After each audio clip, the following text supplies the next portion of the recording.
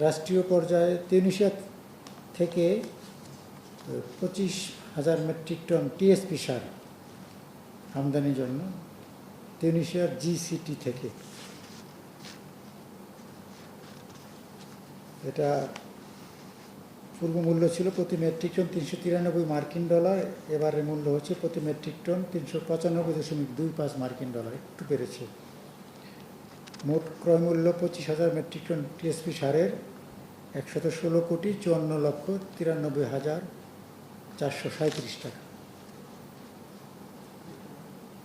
G2G ভিত্তিতে।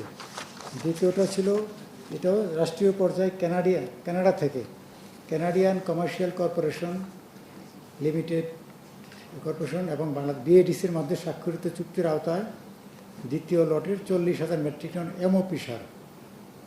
এটার পূর্বমূল্য ছিল 285 মার্কিন ডলার, এবার হয়েছে 275.50 মার্কিন ডলার, একটু কমেছে। মোট ক্রয় মূল্য 129,98,09,000 টাকা। তৃতীয়টা ছিল কৃষি মন্ত্রণালয় একই রাষ্ট্রীয় পর্যায়ে ওসিপি মরক্কো থেকে 40,000 মেট্রিক টন ডিএপি সার আমদানি।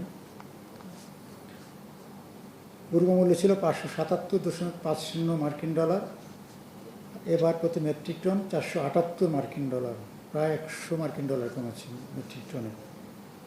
ক্রয় মূল্য 40,000 মেট্রিক টন ডিএপি সারের মোট ক্রয় মূল্য 225,52,04,000 টাকা।